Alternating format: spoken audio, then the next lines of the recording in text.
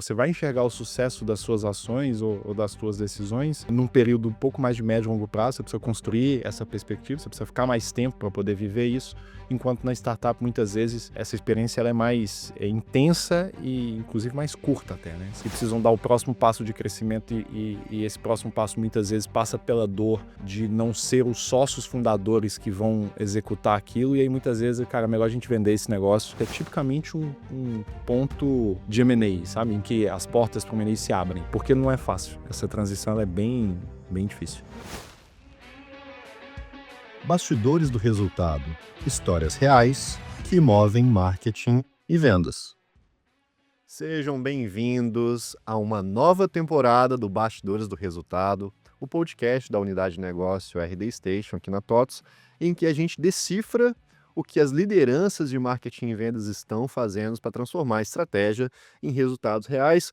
Eu sou Luiz Lourenço, sou diretor da RD Station, estou conduzindo esse podcast aqui com vocês. Mas eu não estou sozinho. Essa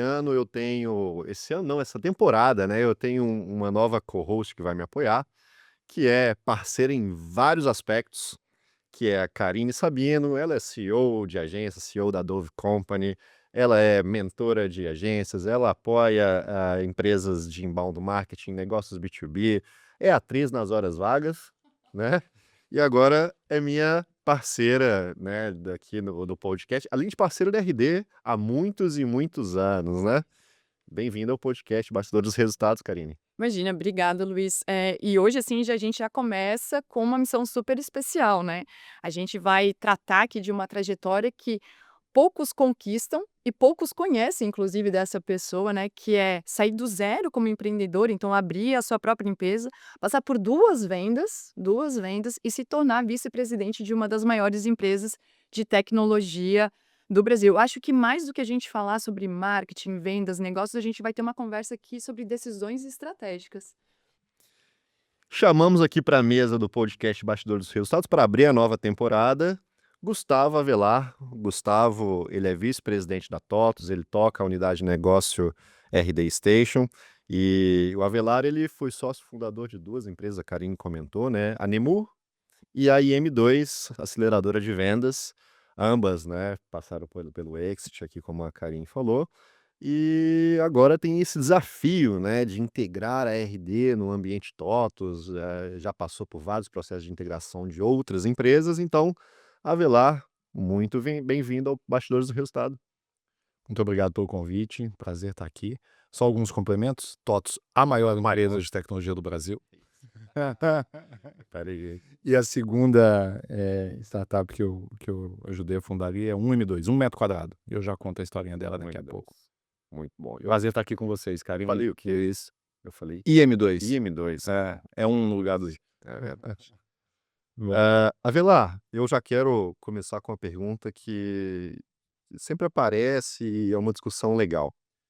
Em algum momento a gente conversou, né? É difícil você encontrar uma pessoa que vendeu uma empresa. Uma pessoa que vendeu duas empresas é mais difícil ainda. Eu Mas sou um bom vendedor. você é um bom vendedor. Sou. Mas você passou, você viveu os dois lados da mesa por algumas vezes na sua carreira. Você esteve do lado empreendedor, do lado executivo, lado empreendedor, lado executivo. Hoje está, né, como executivo da empresa de tecnologia que está no Ibovespa, né, do índice das maiores empresas do Brasil. Eu queria que você contasse um pouco sobre a diferença dos perfis, a diferença de viver cada um dos lados dessa mesa. O que é o pró e o contra de um empreendedor? O que é o pró e o contra de um executivo? Quais foram os seus maiores desafios nessas transições?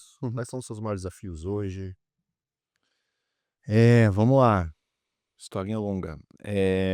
Acho que no perfil do empreendedor tem, ainda mais quando você é um empreendedor que de fato participou da construção dessa empresa desde o dia zero, tem algo que é muito legal e muito gostoso, assim, que é você não partir de algo que já estava construído. Não é uma continuação de uma história que já existia, né? É de fato um livro que você escreve do zero. E aí isso tem consequências e acaba conversando muito com o perfil do empreendedor, que sempre tem um lado de muita muita resiliência, um lado muito criativo de você criar algo novo, de você não se limitar por nenhuma barreira. É um pensamento que, de certa forma, ele já nasce com um viés de inovação muito forte, porque você está literalmente criando um negócio, criando uma empresa, criando um produto, né? Por outro lado, na vida do executivo, você está sempre continuando a escrita de um livro que já existe, no caso da TOTVS, há mais de 40 anos, né? E aí, são organizações já muito vivas, com muita história e, em muitos casos, muito ciente das próprias limitações. Então, acho que tem uma diferença muito base, assim, de um perfil mais empreendedor para um perfil mais executivo, que o empreendedor ele é muito menos ciente das suas limitações, porque ele está construindo algo novo. Então, ele ousa mais por natureza. E o executivo é o contrário, ele já tem uma história grande por trás que muitas vezes pode significar ou pode impor alguma limitação ali de ambição ou de execução mesmo, porque é uma empresa viva, com muita história, com muitos acertos, com muitos erros. Eu acho que esse equilíbrio é que acaba gerando bons executivos, né? Bons executivos têm que ter um lado empreendedor muito forte, tem que conseguir driblar as limitações da organização ou as que ele mesmo se impõe, e isso é um pouco desse perfil empreendedor na minha visão. E aí, continuando essa conversa, assim, na vida de uma startup, as consequências dos seus erros e acertos são mais na pele, né? Você vive elas mais intensamente e muitas vezes mais rápido. E os erros chegam para você numa perspectiva de dono mesmo, né? Então, eu costumo dizer que é mais cheia de altos e baixos, né? É uma montanha-russa de emoções. Você já empreendeu e você sabe do que eu tô falando, né? Na vida do executivo, acho que tem um enorme pró que você tem uma diversidade muito maior de pessoas, de desafios, é um mundo bem mais diverso, né? É um mundo maior por si só, por natureza, né? Isso faz com que você tenha que lidar com perfis diferentes, com opiniões diferentes, com situações diferentes, tal. Então, nesse lado, acho que você tem uma oportunidade de aprendizado maior até, do que numa startup em que geralmente você construiu o time, você construiu o negócio, então um pouco de continuação das tuas ideias ou do teu jeito de ser. Numa empresa não é por aí. Então acho que você tem uma complementaridade de skills, de habilidades maior. Você precisa ter um leque de habilidades maior para você ser bem-sucedido dentro de uma organização do que necessariamente como empreendedor. Mas, por outro lado, é uma experiência que muitas vezes ela é um pouco mais anestesiada no curto prazo, e aí que exige que você o tempo todo traga para uma cabeça mais de longo prazo. Você vai enxergar o sucesso das suas ações ou das suas decisões num período um pouco mais de médio e longo prazo. Você precisa construir essa perspectiva, você precisa ficar mais tempo para poder viver isso, enquanto na startup, muitas vezes, essa experiência ela é mais intensa e, inclusive, mais curta até, né? Como eu disse, você acaba tendo como reflexo dos seus atos e decisões, seja para o bem ou para o mal, muito rápido ali, né? Intenso, né? Enfim, acho que é um pouco. A gente estava comentando, né, que existe uma percepção geral que é mais fácil um empreendedor se tornar um executivo do que um executivo se tornar um empreendedor, mas os perfis são realmente muito diferentes. O empreendedor ele consegue tirar um negócio do zero e levar até o ponto 10, mas provavelmente do 10 até o milhão, um perfil executivo vai conseguir trabalhar melhor. Eh, Você acha que existe um momento chave para fazer essa viradinha de chave e começar a mudar o perfil? Eu digo porque eu estava na RD quando a RD tinha só os founders e começou a trazer gente de mercado, né, sei lá, uns 8 anos atrás, eram os founders majoritariamente, e aí começou: "Não, vamos trazer um executivo", eu até brincava que era executivo 5 estrelas, "Não, traz um executivo 5 estrelas para marketing, traz um executivo 5 estrelas para vendas, traz um para atendimento". E foi bem perceptível que num primeiro momento teve uma certa fricção, mas levou a empresa para um outro patamar, né. Você acha que tem um momento ideal para fazer essas Tem, viradas de chave? tem. Primeiro que eu acho que eh, todo bom empreendedor tem um lado executivo forte, todo bom executivo tem um lado empreendedor forte, né? O ideal é você conseguir misturar um pouco esses perfis, tanto é que vários dos founders da RD continuaram com ela mesmo com a chegada de executivos 5 estrelas, e Bruno Guizzi está com a gente até hoje e é um executivo de alta performance dentro de um contexto maior que a TOTVS. Então acho que tem uma mistura dos dois. E quanto ao momento, o timing, eu fui uma vez numa palestra do Davi Vélez, do Nubank, que eu não me esqueço, foi muito legal, que ele dividia a história do Nubank em etapas, em quantidade de pessoas que ele tinha no time. Eu não vou lembrar exatamente quais eram os intervalos, mas se não me engano era quando o Nubank chegou até 300 pessoas, depois 3.000 pessoas, depois, sei lá, mais de 10.000 pessoas. E em todas esses saltos, quase todos os diretos dele foram substituídos, com algumas exceções. A Crisium, que era uma das que continua com ele desde o início, né? E o ponto dele, ele fala muito isso, não é que eram pessoas ruins, elas eram excelentes para aquele estágio do negócio, mas não necessariamente eram as pessoas que nos levariam para o próximo estágio do negócio. Então tem sempre uma história de você reconhecer o perfil do teu time e o que eles são capazes de fazer, o que eles não são capazes de fazer, e adaptar isso para o caminho futuro de crescimento da organização. A gente precisa, esse é um exercício que a gente precisa fazer todos os anos, né? Ontem mesmo a gente comunicou aqui na RD algumas mudanças organizacionais e achei ótima a, a Karina, que está à frente do nosso RH aqui na RD, e ela mesma falou, Vela, essa foi só as mudanças desse ano que vem muda tudo de novo. E é exatamente isso, assim, todos os anos você acaba tendo que fazer essa mesma reflexão, né? Se você tem na tua liderança hoje o perfil que você precisa para fazer com que a tua organização siga para o próximo passo, siga crescendo. Sem dúvida existe esse time ideal, ele é de cada negócio, né? Ele não não tem como você adotar uma regra comum, isso não dá. E uma coisa legal é que desse lado da mesa, do lado da mesa da TOTVS, a gente faz muitos M&As, né? Inclusive na Lynx eu já tinha tido essa experiência de comprar empresas, e tem uma conexão muito clara entre negócios que estão ali justamente nesse estágio, que precisam dar o próximo passo de crescimento, e esse próximo passo muitas vezes passa pela dor de não ser os sócios fundadores que vão executar aquilo, e aí muitas vezes, cara, é melhor a gente vender esse negócio do que a gente tentar ir para essa próxima fase. Esse é tipicamente um ponto de M&A, sabe? Em que as portas para o M&A se abrem. Porque não é fácil. Essa transição ela é bem, bem difícil.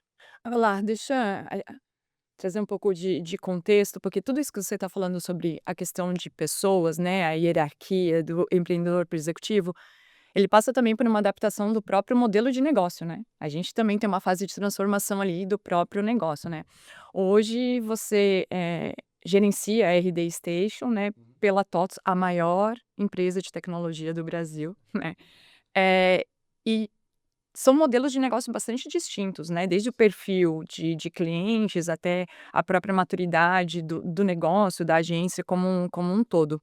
É, eu sei que tá rolando bastante sinergia, principalmente nas frentes comerciais e de produto, bastante ajustes foram feitos para que a gente caminhasse para um crescimento coeso entre ambos. Mas todo mundo também quer saber o que vai acontecer em 2026, se a RD vai começar a atuar num perfil mais enterprise, onde ela sempre agiu mais cautela, né, e tudo mais, mas onde a TOTVS domina. Então, pensando nessa sinergia que você está trazendo, esse ponto de virada que, para além de pessoas, é importante para o modelo de negócio também, o que vem para 2026 pensando TOTVS e RD? É, obviamente eu vou responder o que eu posso tornar público, né? Porque essa é uma pergunta, inclusive, que certamente todo o público da RD se faz quase que diariamente, né? Sim. Sim, mas vamos lá. Primeiro que o mercado que a gente está, o mercado de marketing e vendas, eu tenho falado disso nas minhas últimas conversas, até em entrevistas para o mercado, ele tem mudado numa velocidade maior até do que, por exemplo, o mercado de gestão, que é onde a principal unidade de negócio da TOTVS hoje está, em função de inteligência artificial, em função de mudanças na interface de compra dos consumidores. Quem teve na NRF esse ano pode comentar. É muito impressionante a forma como a gente acelerou a adoção de diversas tecnologias, dentre elas ChatGPT, Gemini e tudo. Isso traz interfaces novas de consumo, isso traz novas formas de você conversar, falar com o teu consumidor. Paralelo a isso, você tem a história do conversacional, no caso do Brasil, mais especificamente o WhatsApp ter ganhado a proporção que ganhou, virou um canal de muito mais do que um canal de conversa, uma rede social, virou um canal de relacionamento importante entre empresas e clientes, virou um canal de vendas, né? Não à toa a gente fez a aquisição da Suri no final do ano passado. Enfim, a gente tem um ritmo muito mais acelerado de mudanças na RD do que a gente tem, por exemplo, no contexto do mundo do RP, em que você tem um pouco mais você tem uma relação muito mais sólida e muito mais crítica para a operação do cliente. Isso faz com que você tenha um pouco mais de tempo para reagir, e que você precise de um grau de precisão na adoção dessas tecnologias muito maior do que necessariamente o que a gente precisa na RD, muito pela criticidade do tema que a gente trata, né? Uma coisa é usar IA para recomendar para o cliente uma próxima compra, outra coisa é usar IA para processar o flow de pagamento dele ou para pagar imposto. Eu não posso errar, né? E por que eu estou fazendo essa introdução toda? Porque tem uma tendência de mercado muito forte, e a gente vai surfar ela bastante esse ano, que é a gente juntar cada vez mais esses mundos de soluções de back-office e soluções de front-office, né? O que eu quero dizer com isso? Todos os nossos clientes, a partir de um determinado porte, isso não necessariamente é válido para empresas menores, porque muitas vezes empresas menores elas têm contabilidade financeira, elas têm soluções de back-office num terceiro, e elas estão ali num momento que só importa para elas aprender a fazer marketing, aprender a vender. Isso é muito clássico, eu diria, de clientes menores, são clientes da RD. A gente é a operação crítica para eles e não o RP. Mas quando você pega clientes já um pouco maior, empresas já das suas dezenas de milhares ali de faturamento, todas elas têm já alguma solução de back-office dentro de casa. E aí começa uma necessidade muito grande de integração dos nossos produtos com essas soluções. Essa é disparado a demanda mais crítica que a gente tem para atender os nossos clientes hoje. Isso não necessariamente é um enterprise, porque eu ainda estou falando de clientes de dezenas de milhares de reais de faturamento. Enterprise, pelo menos a gente já entraria numa casa de centenas de milhares de faturamento. Mas a principal demanda que a gente tem desses clientes hoje é integração entre os nossos próprios produtos, os nossos próprios produtos terem uma jornada cada vez mais fluida e numa percepção de jornada única ou de quase produto único, e integração com demais soluções de back-office dentro do cliente, para que a gente consiga cada vez mais integrar essas jornadas. Então, vou dar um exemplo muito simples. Já funcionando de uma integração dos produtos da RD com os sistemas de construção e projetos. A gente tem vários clientes que são imobiliárias ou construtoras ou incorporadoras. A partir de qualquer atualização de status de um estágio de uma obra que acontece dentro do RP desse cliente, que lá tem um módulo de gestão de projetos, gestão da obra dele, uma série de campanhas de relacionamento com a base de clientes ou mesmo com prospects já automaticamente são disparadas para você conseguir se relacionar com a sua base de clientes ou se relacionar com a sua base de leads que você está tentando transformar em cliente. Você fazer isso tudo de forma automática, e aí é um prato cheio para uso de IA, só é possível se a gente integra esses dois mundos. Integrar esses dois mundos dentro da TOTVS é muito mais fácil. É muito, muito mais fácil. E aí eu começo a criar diferenciais competitivos que são só meus, em que meus concorrentes vão ter muita dificuldade de avançar, porque uma outra tendência do mundo do RP com a adoção de IA, SAP tá nessa direção já há alguns anos, e no caso da TOTVS não é muito diferente. Essas empresas elas estão cada vez mais se fechando para um contexto que é delas, estão fechando APIs, fechando a forma como você sustenta os seus produtos cada vez mais em nuvem própria, cloud, que é o caso da TOTVS, que tem uma nuvem própria para hospedar os seus produtos. e para que seja possível a adoção de IA num ambiente mais controlado, senão você não consegue, se você não tem gestão do dado, você não consegue entregar a inteligência artificial para o teu cliente, com benefício para o teu cliente. E isso vai fazer com que seja cada vez mais difícil de concorrentes da RD integrar com soluções de back-office, em especial soluções de back-office TOTS. Então, o maior avanço que a gente vai acompanhar de perto esse ano, na linha da sinergia, que foi a tua pergunta, sem sombra de dúvida, é sobre a ótica de produto. É como a gente extrai valor de soluções de back-office TOTS para criar diferenciais competitivos que são só da RD nos produtos de front office da RD. É aí que as maiores sinergias serão percebidas tanto pelo público interno da RD quanto pelos nossos clientes. Avelar, pegando esse gancho de produtos SaaS e IA, né? A gente vê que, né, vê o surgimento dessas ferramentas no-code, low-code, que eu consigo criar um software utilizando as ferramentas de IA.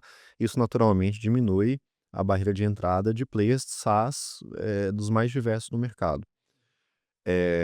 Primeiro eu queria entender como que você vê esse cenário dentro do contexto da RD e da TOTS, e se você acredita que, principalmente para quem escuta e trabalha com produtos de tecnologia, se o maior fator de diferenciação ou o maior critério de sucesso daqui para frente vai ser justamente o poder de distribuição, o poder de marketing e vendas. Primeiro que é, em todos os momentos em que a gente passou por grandes saltos tecnológicos, por grandes mudanças de tecnologia, próprio surgimento da internet, popularização de computador pessoal, mais recentemente surgimento de software em nuvem, de cloud, migração de modelo de licença para SaaS, em todas essas grandes disrupções, em especial do nosso mercado B2B, você tem um favorecimento claro dos maiores, dos líderes.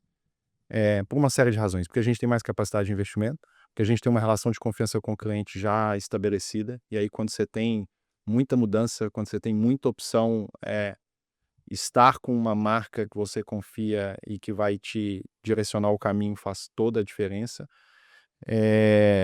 Portanto, eu acho que independente das opções que a gente tenha para lidar com qualquer visão de IA como ameaça, a gente ser líder de mercado com a capacidade de investimento que a gente tem, com a força de marca que a gente tem, nos traz um diferencial tremendo versus qualquer concorrente. Esse é o primeiro ponto. Agora, indo para efetivamente como que isso nos afeta, né, do ponto de vista de estratégia do negócio e tudo, eu vou voltar no ponto que eu tinha colocado antes. Uma das frases que mais tem sido usada nesse contexto é que a tua inteligência artificial só é tão boa quanto a qualidade do teu dado, né? Isso tem muita gente falando sobre isso. E na essência, boa parte do que a gente faz com os nossos produtos é organizar o dado do cliente, né? A gente organiza o dado do cliente para colocar ele a favor de uma jornada de marketing e vendas. Então, quanto mais eficiente a gente for em organizar o dado do cliente, integrar isso com soluções de back-office, para colocar isso a serviço dos nossos produtos de front office, e aí sim ter aplicação de IA, mais a gente vai surfar essa onda, e aí menos isso vai ser para a gente uma ameaça e muito mais uma oportunidade, tá? Eu vejo dessa forma. Legal. Eu acho que tá na hora de a gente tirar o Avelar da saia justa, assim, né? As primeiras perguntas, assim, né? É, eu acho que até pelo próprio movimento da aquisição da TOTUS com a RD, ele foi muito inspirador. A gente teve aí no ano passado alguns movimentos de fusão, por exemplo, entre agências parceiras da RD, né? Algumas com sucesso, outras nem tanto, que é o jogo do M&A, né? A gente sabe que é bastante difícil. E aí, trazendo e aproveitando essa tua visão do empreendedor que se tornou executivo e que fez 2 vendas, né, de empresas, existe uma pergunta que até eu vi sendo perguntada na época que a RD foi adquirida, que é: "Qual é o momento de tomar essa decisão?", né. Eh quando a Velar foi vender a sua primeira empresa, né, a tua decisão era óbvia, você entendia que você tinha chego no pico comercial, faturamento e estava pronto, ou você pensou: "Não, preciso segurar mais 2 anos, 3 anos, meses"? E como é que quem está vendo a gente, né, que está nesse movimento, até de novo inspirado pela própria TOTVS, pelo movimento que a RD está trazendo, eh, toma essa decisão de uma forma assertiva. Quando eu sei que está no momento certo de fazer o M&A, ou eu preciso esperar um pouquinho mais para ampliar o negócio? Bem difícil essa pergunta. Pô, achei que ia Isso porque você facilitar. está tentando me tirar da saia justa, pô, bom difícil, mas, vou falar da minha experiência, não necessariamente, funciona dessa forma para demais contextos, empreendedores e tudo, né. Primeiro que, eh, acho que tem muito uma história do que te levou até aquele momento, né, até aquele estágio, na tua empresa e o que você precisa para o próximo estágio, né. Eh E aí, em muitos casos, eu vou pegar o meu exemplo, esse assim, o típico primeiro estágio de uma startup é o que a gente chama de product market fit, né, quando você está ali tentando encontrar o seu produto e fazer ele funcionar num mercado específico, né. Eh, Dificilmente você vai ter um M&A quando você já não venceu esse estágio, né. Primeiro você tem que achar teu produto, e teu produto tem que ter ali o mínimo de critério, tem que ter sido testado já com algum mercado específico para você dizer que, pô, eu tenho um produto já bem-sucedido. Eh Quando você se depara, que é um pouco do meu caso, tipicamente com um momento que você precisa escalar esse negócio, e aí seja escalar para outros mercados, ou seja, distribuir melhor o teu produto com uma força comercial maior e tal, tipicamente esse é um bom momento para um M&A, em especial com uma empresa do porte de uma TOTVS, assim. A maior sinergia que a TOTVS gera para qualquer empresa que a gente adquire que é bem-sucedida, em um primeiro momento, não é de produto, e de tecnologia, é de canal de distribuição. É a capacidade que a TOTVS tem de distribuir, o produto dessa empresa. Eu diria que essa é a sinergia sempre mais óbvia, tá? E é a que você consegue capturar primeiro. Então, quando esse match acontece, você já tem um produto bem testado, mas você está ali com alguma dificuldade de escalar comercialmente, seja porque você precisa estar integrado com soluções que aí você não consegue, seja porque comercialmente você está eh você está ali enfrentando desafios que você não está conseguindo lidar, seja porque você não tem mais no teu quadro ali de fundadores, de sócios, o perfil que você precisa para dar esse estágio, puta, esse é um bom momento para você ter uma conversa com um cara grande, como uma TOTVS, por exemplo, porque os modelos de earn-out clássicos, vão projetar esse valor futuro que você vai, conseguir conseguir capturar com essa força de distribuição adicional, e aí você vai conseguir monetizar o teu negócio, tá. No meu caso foi muito parecido, foi isso, assim, foi encontrar um local onde eu conseguiria distribuir melhor o meu produto, eh que eu teria ajuda para isso, enfim, ao invés de tentar fazer isso sozinho, né.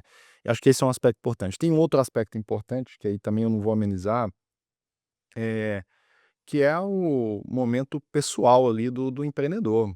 Muitas vezes você precisa de uma liquidez, você precisa de um dinheiro que você não tinha, até para você poder ter paz para continuar, eh operando o teu negócio, trabalhando o teu negócio, você já não está mais se dando bem com seus sócios e você organizar isso societariamente seria mais complicado. Então a gente também se depara com isso, tá? Com empresas bem-sucedidas em que o empreendedor está há anos ali, retornando, todo o dinheiro dele para reinvestir no negócio e o cara já está, pô, quer ter filho, quer formar sua família, quer dar um salto financeiro ali. Esse também é um clássico momento de um M&A para você ter alguma, liquidez e resolver um pouco o teu contexto pessoal, para daí você seguir. Mas eu vejo por aí, tá. Eu acho que você tem que ter passado, vencido esse estágio de ter encontrado um bom produto e de ter sido testado pelo mercado, e tipicamente quando você encontra uma melhor plataforma de distribuição para o teu negócio, muito focado nessa sinergia comercial, é onde você tem um M&A bem-sucedido, assim, onde você tem um M&A bem feito. Complementando um pouco, quando Em 2017, o Bruno Guise me chamou querendo comprar a minha empresa. Ele oficializou, né, no café da manhã: "Ó, a gente quer comprar a sua empresa, vocês são o primeiro target nosso". Essa conversa foi de manhã e à tarde eu liguei para um amigo que é o Rodrigo Cartacho, que é o fundador e CEO da Simpla. E ele também já esteve dos 2 lados da mesa.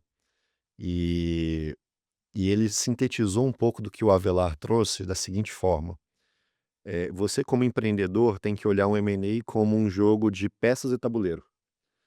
As peças e essa peça e tabuleiro, ela é única, não tem benchmark e semana que vem ela muda. Quem são as peças? As peças é o que o Avelar falou, cara, é você.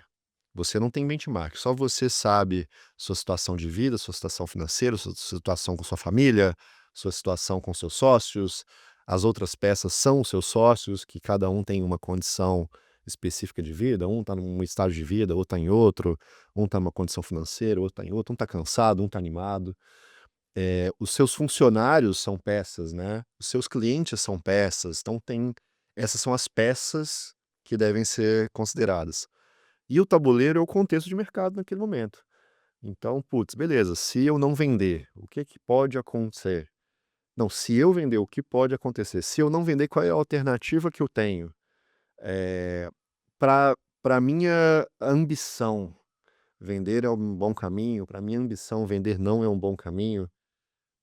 Então, quando eu passei pelo processo de aquisição pela RD, alguns anos atrás, essa conversa para mim foi super rica, porque ela me fez parar, pensar e analisar quais são as peças, qual é o tabuleiro, e a partir do momento que eu vi esse jogo, aí eu pensei: "Cara, realmente, vender para RD naquele momento de estágio de produto, daquele momento de vida do Luiz, daquele momento de vida da RD, com o nível de ambição que a RD tinha, o nível de ambição que o Luiz tinha, pô, tudo fazia muito sentido". E aí a aquisição aconteceu e hoje é o RD Stage CRM, que é um produto, né, Super bem sucedido. super bem sucedido. Deixa eu só fazer um complemento ainda no mesmo tema, que eu acho que é sempre importante. Imagino que você vai também se conectar com a tua experiência, Luiz. O santo tem que bater entre comprador e comprada e adquirida, assim. Disso hoje. Assim, tem é óbvio que todo M&A tem business plan, tem números, tem um monte de conta que é feita, mas tem um lado de empatia, de confiança, tem uma relação de confiança que ela precisa se estabelecer, e ela tem que se estabelecer num momento muito difícil, né, que é um momento que você não se conhece muito bem e você tá numa mesa negociando. Mas, na minha opinião, se esse match não acontecer, se o mínimo de uma relação de confiança já não ficar bem clara ali, a chance de você ter uma transação ruim na sequência, ela é grande, porque na grande maioria dos casos, eh a relação entre essas 2 partes, ela se intensifica muito, a partir dali, porque o formato clássico prevê earn-out, prevê um período em que você vai estar junto, né. É muito, muito importante o santo bater entre ambas as partes. Bastidores do Resultado é o podcast da RD Station, a plataforma de marketing, vendas e atendimento que impulsiona o crescimento dos negócios. A gente falava disso hoje no café, porque todo mundo quando fala em M&A foca muito pro produto, né, pra escala, e esquece que negócios são feitos de pessoas. É. E aí não é nem só os sócios que decidem, né, eu brinquei com o Luiz, falei: "Ah, eu faço uma analogia com um casamento, né, tipo, os pais decidem casar, mas tem os filhos, tem o entorno, tem a família que vem por trás, tem tudo isso que precisa ser considerado para que as coisas de fato funcionem, né". Isso. E é um jogo de risco, essa é a verdade, né. Claro. Tanto no teu caso, Luiz, pô, o que eu coloco aqui para analisar se vale a pena para mim hoje fazer, né, essa venda, mas também para quem tá adquirindo, né. E eu sei que depois, né, dessa transição TOTVS e RD, abriu um desejo de muita gente dentro do marketing, dentro de vendas, de como é que eu construo um negócio para de fato poder fazer, né, um M&A ou enfim, né, fazer essa questão da fusão. Quando vocês avaliam um negócio, quando vocês olharam para RD e para tantos outros que vocês, absorveram, quais são os critérios que vocês avaliam para tomar a decisão de que: "Olha, vale a pena a gente puxar esse tabuleiro pra gente também", né, ou não, ou que faz vocês descartar muito rapidamente? Eu já sei que a primeira é bater o santo com o dono. É isso aí, bater o santo é importante. Eu, infelizmente, não estava na TOTVS, na aquisição da RD, mas fiz algumas aquisições na Lynx e já um pouco mais recente, outras na TOTVS, né? Então, vou responder com base nessas experiências, não necessariamente na transação da RD. Primeiro que eu acho que tem contextos diferentes. No caso da RD, marcou a entrada da TOTVS no mercado novo, né? Onde ela não estava.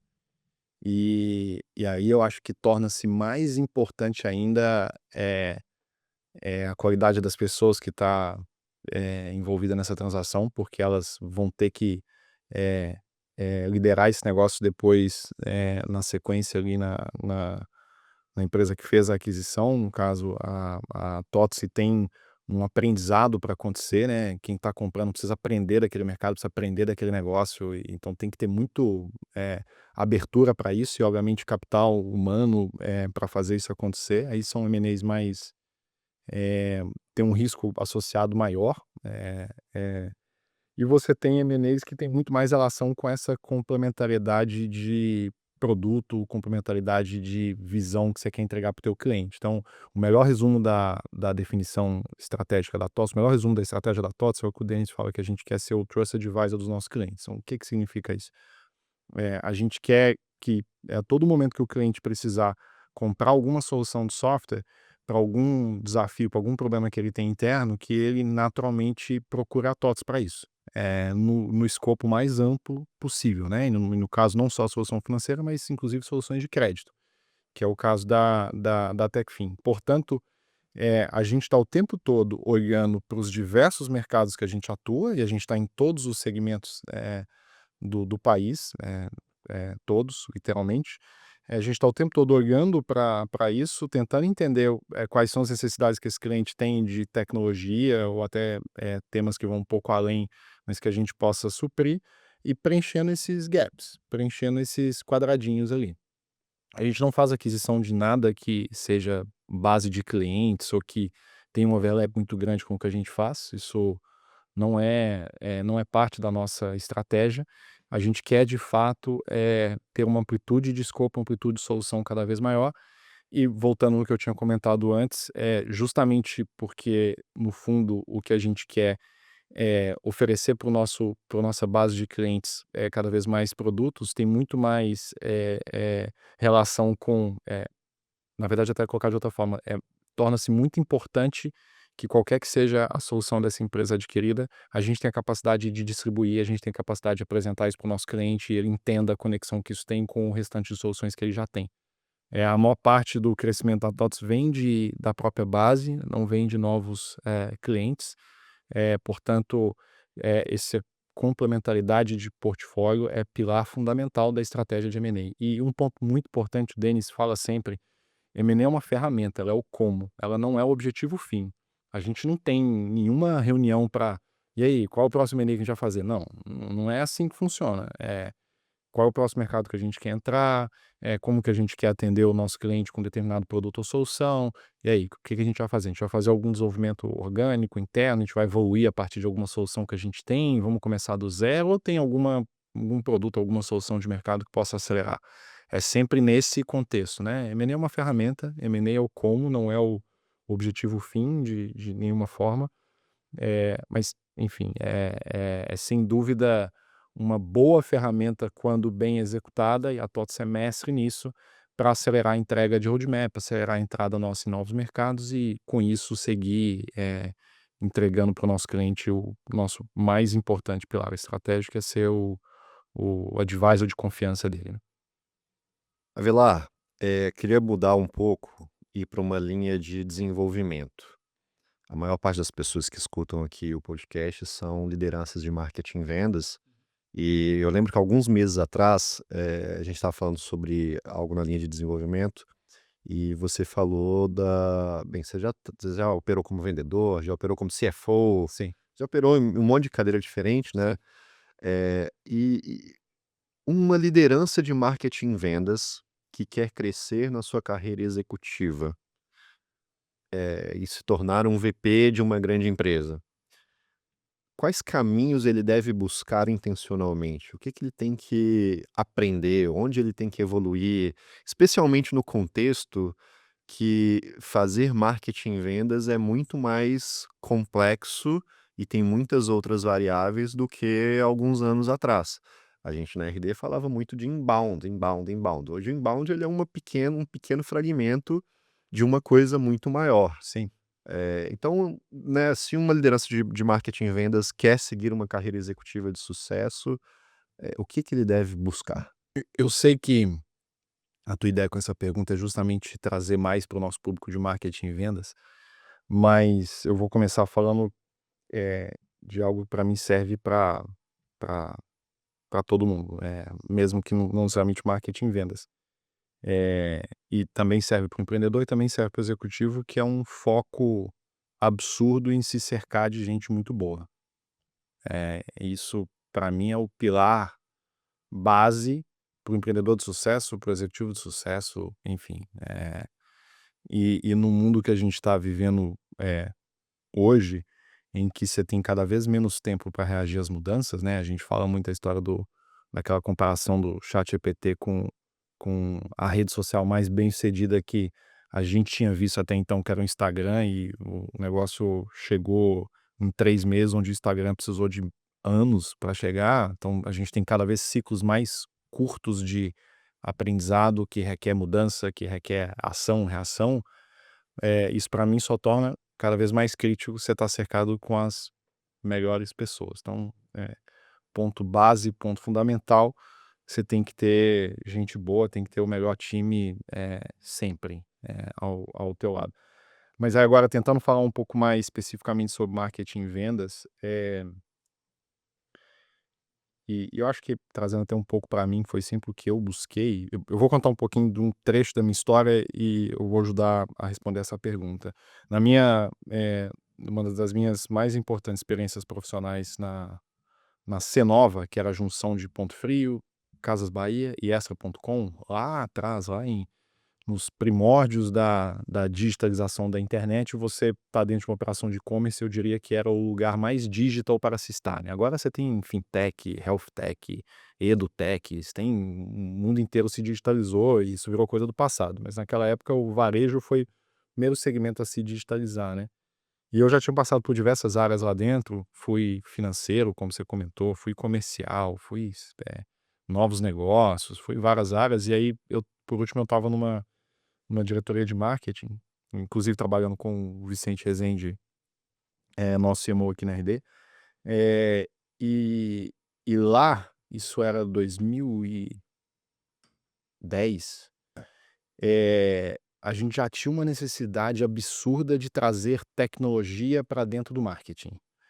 E não à toa eu saí para empreender com tecnologia, que era a única área que eu não tinha passado dentro da Cenova, e para me tornar o profissional que hoje eu me tornei, eu tinha certeza que eu precisava me aprofundar em tecnologia. E aí, trazendo para o contexto atual, eu acho que cada vez mais o profissional de marketing e vendas precisa conseguir traduzir os problemas de negócio que ele tem em soluções, ou buscar soluções de tecnologia que apoiem ele para resolver. Acho que casar esses mundos, tecnologia não é mais o CIO ou o CTO que você chega lá com uma especificação funcional, encomenda, entrega para o cara e ele vai te devolver tempos depois uma solução para isso, né? A gente, até dentro da TOTVS a gente fala disso. Antes a gente tinha muito claro que o nosso processo comercial era sempre com o CTO. Quanto mais as organizações crescem e evoluem, o processo de venda de tecnologia acontece com todas as áreas, inclusive com marketing e vendas. A gente vende tecnologia para marketing e vendas, portanto, do outro lado da mesa tem que ter uma liderança de marketing, uma liderança de venda que seja capaz de falar minimamente sobre tecnologia, de entender sobre tecnologia e de conseguir fazer essa tradução de como que eu uso tecnologia para resolver os meus problemas de negócio hoje. E para mim essa habilidade, esse skill é cada vez mais necessário, é cada vez mais pulverizado. Tecnologia não é uma área mais isolada dentro de nenhum negócio, precisa estar presente em todas as áreas, e para que isso aconteça tem que estar muito forte na liderança dessas áreas. Então, Uma boa liderança de marketing e vendas tem que ter fluência, tem que ser capaz de falar sobre tecnologia, não, obviamente, com a mesma profundidade que um CTO, com um diretor de tecnologia, mas com profundidade suficiente para conseguir resolver problemas de negócio usando software, usando produtos de tecnologia, seja contratando soluções como a nossa, seja tendo iniciativas dentro de casa de desenvolvimento de software, de uso de IA, enfim. Tecnologia, para mim, tem que ser algo cada vez mais descentralizado e espalhado nas áreas de negócio. E para que isso aconteça, essa liderança precisa estar capacitada para isso. Legal. A gente vê as agências, já nem gostando mais de ser chamadas de agências, né, dentro da esteira já começa a aparecer outras áreas e você bem trouxe, né, vendas, marketing, e a gente começa a perceber agora também, dentro desse movimento, a questão do pós-venda, do CS. Então, as agências começaram a trazer outros viés, né, disso que você trouxe, o resolver o problema do negócio, para dentro da sua esteira. Mas também é verdade que muita coisa ainda acaba sendo atuação meio isolada. Não, eu atuo com marketing, eu atuo com vendas, eu atuo com CS.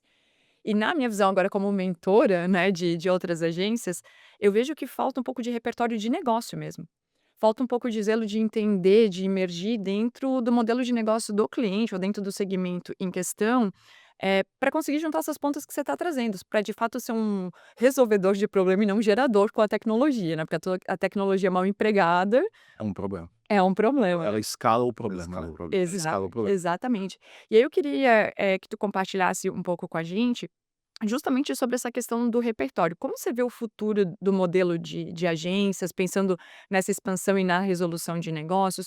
E como que a gente consegue ter não só uma esteira de serviço eficiente, mas eu acho que o foco no resultado desse ponto que é tão importante. Como é que eu resolvo o problema do meu cliente entendendo de negócios?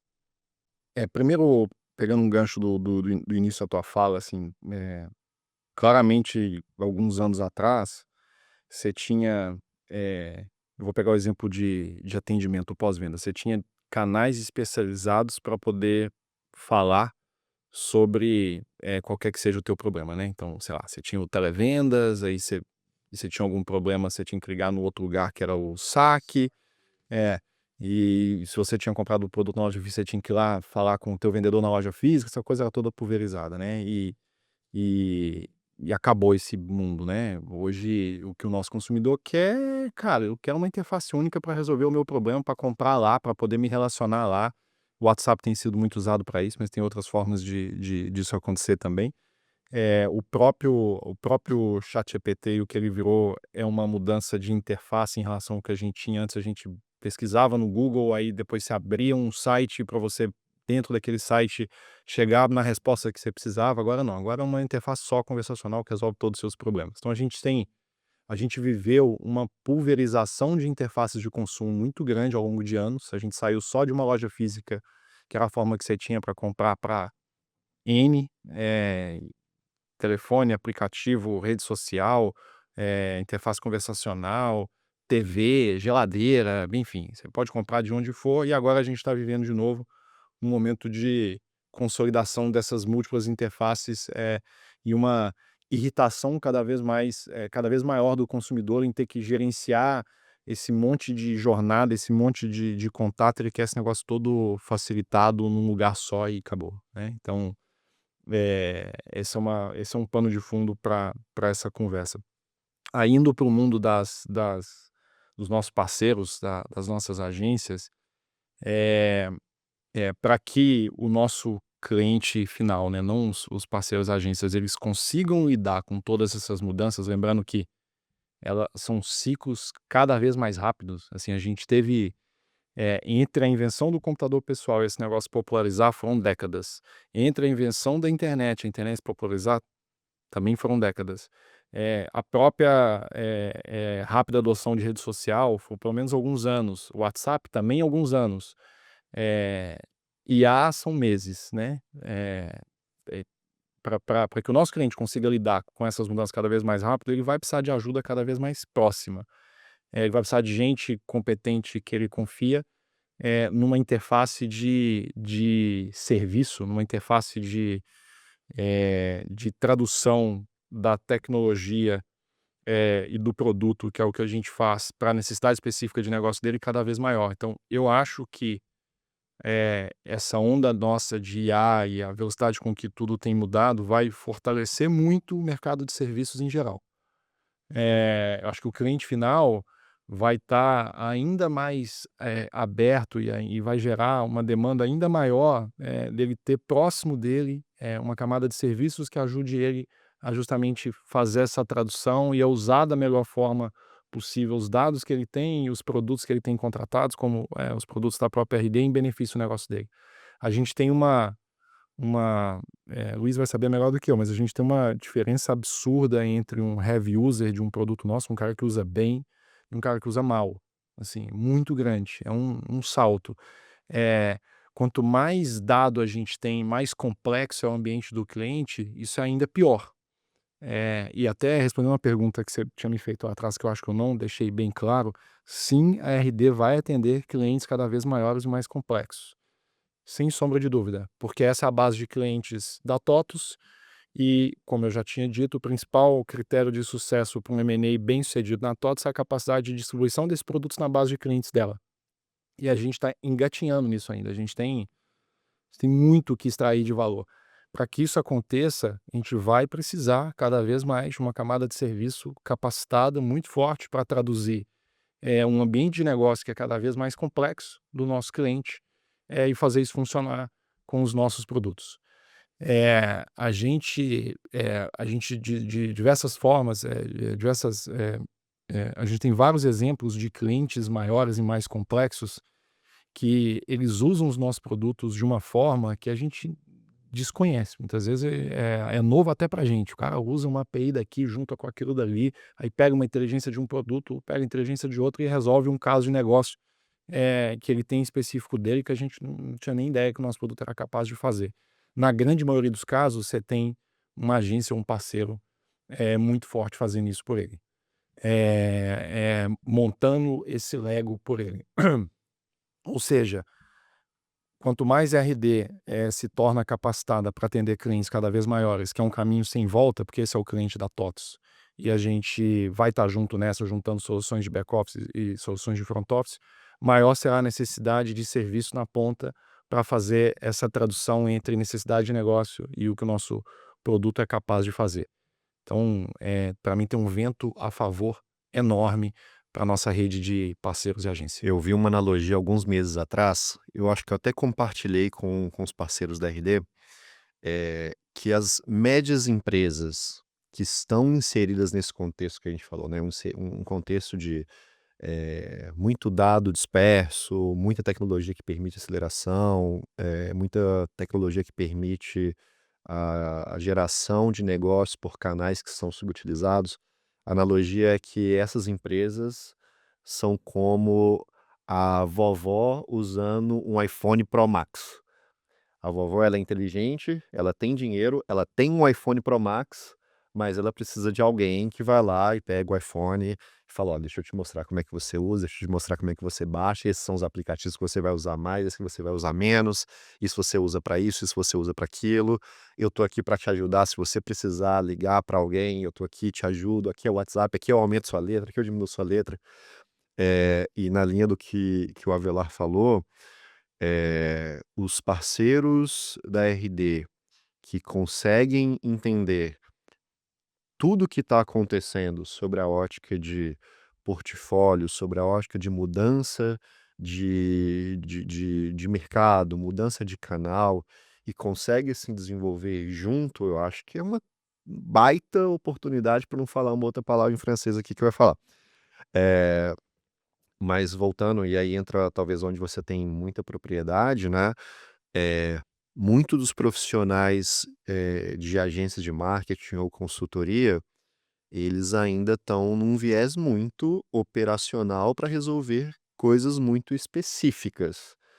E você sabe muito bem que provavelmente para essa agência ou consultoria chegar nesse nível, dar esse salto, ele vai ter que ter uma evolução como empresário, vai ter que ter uma evolução como negócio, vai ter que ter um entendimento muito maior de tecnologia, né, de aprofundamento das possibilidades com tecnologia, vai ter que parar talvez de olhar só para a caixinha de marketing, anúncio e social e começar a olhar, putz, como é que isso aqui reverbera em marketing, como isso vai reverberar lá no atendimento, como é que esse atendimento aumenta a reputação, porque aumentando reputação eu apareço melhor no DEO, lá num outro mecanismo de busca. Essa visão holística também provavelmente vai ser demandada dos parceiros. Perfeito. Não, e eu concordo. E vai ser um momento importante para revisar o próprio modelo de negócio, né? Porque, como você falou, são visões muito isoladas e o próprio gestor de agência está muito mais preocupada com a produtividade da equipe, controlar, né, as coisas, mentoria de processo, então eu vejo muito isso, controlar a produtividade, rentabilidade, e pouca gente pensando e entendendo, primeiro, aquilo que você trouxe, como eu trago para o time pessoas que vão me levar para o próximo nível, e aí como que eu faço parcerias inteligentes, né, e aqui a gente está, obviamente, falando da RD TOTS, para que acelere esse caminho, então que eu faça essa evolução. E eu posso falar, e falo isso abertamente, a gente tem a Adobe há 17 anos, agora falando abertamente os números, né, a gente tem a Adobe há 17 anos. Sou partner RD há 13, então assim, a minha história como agência, ela passou aqui dentro, eu até brinquei antes aqui nos bastidores falando, eu sou quase uma enciclopédia da RD. Eu conheço muita coisa, aqui dentro. Mas todos os insights de negócio, todas as percepções de: "Olha, tá na hora de virar a chave, olha, a gente precisa se dedicar a estudar isso aqui, equipe, vem aqui, começa a estudar isso", né, porque também é necessário a gente saber, e eu falo isso muito, né, que quem levou a gente de 0 a 100 não leva de 100 a 1.000.000.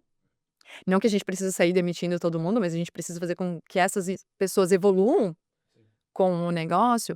Eu acho que tá na hora dos gestores de agência mesmo, e aqui falando de toda a camada, né, de quem tá lá começando agora e até de quem já evoluiu muito, acho que a gente precisa ser talvez um pouquinho menos empreendedor nesse momento e começar a ser mais executivo, fazendo uso da tua fala, de começar a olhar para o médio e longo prazo mesmo, porque o que a gente faz hoje não vai ser mais suficiente como agência. Muito bom, muito bom. Deixa eu pegar o gancho de agência. Eu quero uma pergunta que vale para você, Karine, e vale para o Avelar também. A Dove, ela durante muito tempo, ela se especializou para um segmento específico. A Avelar trabalhou muitos anos no varejo e hoje como RD, a RD vem desenvolvendo produtos mais orientados a determinadas verticais. O que vocês veem de prós e contras das empresas de serviço ou das empresas de tecnologia nessa verticalização, nessa busca por um nicho? Cara, eu respondi essa pergunta essa semana, assim, nichar ou não nichar, né? E aí? E apesar de ter várias maneiras de nichar o negócio, né? eh, eu acredito muito que o nicho ele te permite ter profundidade. A gente acabou de falar, né, sobre a importância de entender o modelo do negócio do cliente para a gente ser mais resolvedor do que gerador de problema, seja na camada de serviço ou da própria tecnologia, né? Então, Kari, particularmente, eu digo que a gente avança mais rápido tendo um time de especialistas, e aí especialistas na habilidade técnica, mas também entendendo o modelo de negócio do nosso cliente. Não uma, não 2 vezes a gente conseguiu melhorar o nosso processo de entrega, e o resultado do cliente a partir de erro numa conta só, e não numa pulverização de erros. Então, olha, esse ajuste aqui, a gente consegue fazer isso. Ou no acerto, poxa, a gente acertou essa estratégia, a gente acertou com essa ferramenta. Fica mais fácil, e aí pensando agora na produtividade e rentabilidade, também cadenciar a metodologia de trabalho, né. Mas eu também vejo que os nossos clientes, enquanto agência, eles vêm procurando isso. Cada vez eles querem menos soluções genéricas, né, e aí o Avelar tá nesse jogo bem mais tempo do que eu, mas eu sinto que o mercado não quer mais soluções genéricas, até porque ele tem procurado um único parceiro para resolver vários problemas. A gente falava disso agora, não mais marketing ou vendas, né, e inclusive eu vejo um movimento do mercado para além da prestação de serviço, com foco meio que na consultoria, que é aquilo que você estava falando, né, eu quero sentar com alguém que me entenda e que traduza a minha dor numa solução, a partir de um prognóstico de profundidade. Porque o jogo raso, a maioria já está jogando sozinha. Testa uma IA, testa uma tecnologia, né, tem lá um tech stake gigante, mas tudo usado de uma maneira ainda inicial, sem muita profundidade. Então falando de prós, né, Luiz, eu acho que é esse entendimento do negócio de conseguir escalar, apesar que eu não, né, sou meio receosa com essa palavra na agência, assim, mas escalar, mas principalmente a gente jogar o jogo do resultado. Eu acho que, resumindo tudo isso assim, eu acredito que a gente se torne mais rapidamente indispensável para o negócio do cliente quando a gente joga o jogo do especialista e do nichado. Lado pró, né, é esse. O lado contra, às vezes a gente precisa abrir mão do curto, né, do prazo curto e muitas vezes isso envolve fluxo de caixa, porque é difícil dizer não para uma venda, né, é difícil, às vezes você tá batendo ali na tua porta e dizer: "Não, não vou vender para jogar esse jogo da profundidade, do médio e longo prazo", né. E aí eu falo muito para os meus mentorados inclusive assim: "Aí você tem que escolher, teu financeiro ou teu posicionamento, porque no médio prazo o teu posicionamento vai corroborar para o teu financeiro, agora você escolhe, você vai pensar com o bolso, né, você vai olhar para o teu bolso agora, ou você vai olhar para tua visão de futuro, para a projeção que você quer". Para mim é a parte mais difícil, a gente tem que dizer não para as possibilidades que aparecem. E aí, Avelar, TOTVS, segmentos, domina e a RD tem tido boas experiências nesse Sim. sentido, né? Vou separar duas visões, produtos e serviços, né? Primeiro que, falando de serviço, concordo 100% com a Karine, acho que é um jogo muito de ser indispensável para o teu cliente, e aí se você entende do negócio dele, se você é, de certa forma, especializado naquele segmento ou indústria, tua chance de ter um relacionamento mais crítico, enfim, duradouro é maior. Falando de produto, tem um framework que eu aprendi com o meu chefe, com o Denis, que eu adoro, eu tenho replicado ele, que é o seguinte, e ajuda a entender essa visão de segmentação. Quando você tem um produto que ele é, digamos, mais crítico para a operação do nosso cliente e você não precisa educar o teu cliente a usar, que é o exemplo claro de uma solução de back-office como o RP, que para ele abrir o negócio dele todos os dias ele precisa daquele produto, você pula essa etapa de ter que educar o teu cliente de que você é necessário para a operação dele. Aquilo já foi. Você já entra numa etapa de provar que a tua solução é melhor do que a do concorrente e depois uma etapa comercial de negociação e tudo. Acho que quando você está nesse lugar, que é justamente o lugar de gestão na TOTVS, das soluções de back-office da TOTVS, sem dúvida você ser nichado e segmentado é o jogo. Porque para você ser melhor que o teu concorrente, você vai ter que ser muito profundo no que você faz. São soluções cujo escopo, cuja abrangência é enorme, assim, né? O tamanho que tem um RP, o tamanho que tem uma solução de RH, são soluções de software gigantescas, extremamente especializadas no negócio do cliente, por consequência, extremamente segmentadas. No caso da RD, que é uma solução, que é um produto em que a RD precisou educar o mercado primeiro sobre a importância do inbound marketing, para depois você efetivamente ser reconhecido como uma solução de software necessária para entregar o inbound marketing, para fazer com que a operação do teu cliente venda mais, e aí você seja bem sucedido na venda do teu produto. Eu acho que nichar é secundário. Você não pode ter nenhuma limitação de mercado, porque você precisa pescar, vou usar o termo do Vicente, né? Você precisa pescar numa piscina mais ampla possível, para num segundo momento, aí sim você ter alguma visão segmentada ou alguma visão especializada que possa te gerar algum diferencial competitivo num segmento específico. Então, para mim, o game da RD não é um game de segmentação. Eu preciso educar o Brasil inteiro na metodologia que a gente acredita. Aliás, aguardem cenas nos próximos capítulos em relação a isso. A gente vai anunciar em breve uma novidade muito legal nesse sentido, mas a gente precisa educar o Brasil inteiro no que a gente acredita, para que os nossos clientes entendam que a gente... entendi, para isso que eu preciso do teu produto, para chegar nesse resultado.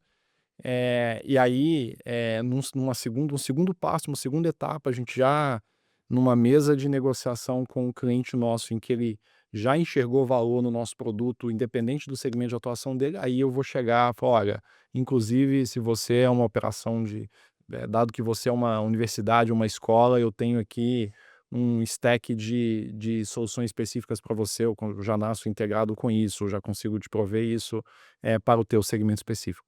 Então, eu vejo dessa forma, acho que soluções de front-end em que a gente tem que efetivamente educar o nosso cliente de que a gente é necessário como produto, elas não podem nascer segmentadas, elas têm que nascer com uma visão mais abrangente possível, E a segmentação, sim, é uma forma de você diferenciar. Nichar é uma forma de você diferenciar, mas ela é secundária à nossa missão primária, que é educar o mercado do que a gente faz, e educar o mercado da necessidade de usar soluções como a nossa. É assim que eu vejo. Perfeito. Eu tenho um ponto que eu acho que é importante, né? Eu vejo, indo para a camada de serviço, pegando aqui as agências, o pessoal escolhendo nichar por aquilo que gosta, né? Eu amo educação. Aí você pode estar, mas com base em quais dados você nichou para educação? Eram os teus maiores clientes, né? Era o teu projeto mais rentável, era onde você tinha mais expertise versus resultado? Então, acho que também essa questão de nichar, ela precisa de um pouco de estudo, né? Cautela, de dados, porque não dá para ir só por onde a gente gosta e acha que tem afinidade, né? Precisa de resultado efetivo. Muito bom. Pessoal, a gente falou hoje com um dos cases de sucesso do bairro Santa Teresa, Perfeito. não é? Muito bom isso. Isso é uma piadas de mineiros. Junto com Sepultura, Skank, Flo Borges, Skank, bolão, rei de espaguete. Bolão, Rei de Espaguete. Tivemos aqui hoje o Avelar com vários insights, realmente muito legal. Valeu demais, Avelar, obrigado. Muito obrigado pelo convite. Boa. E para você que é agência, que acompanhou todo esse papo, acho que várias vezes eu senti vontade de fazer um hashtag Fica a Dica, porque tem informações muito, muito preciosas aqui de insights de modelos de negócio também. Mas se você está pensando em estruturar, né, o serviço marketing, vendas e todas as outras esferas de negócio que a gente falou aqui, clica no link aqui embaixo e conheça mais das soluções de RD que podem acelerar esse caminho.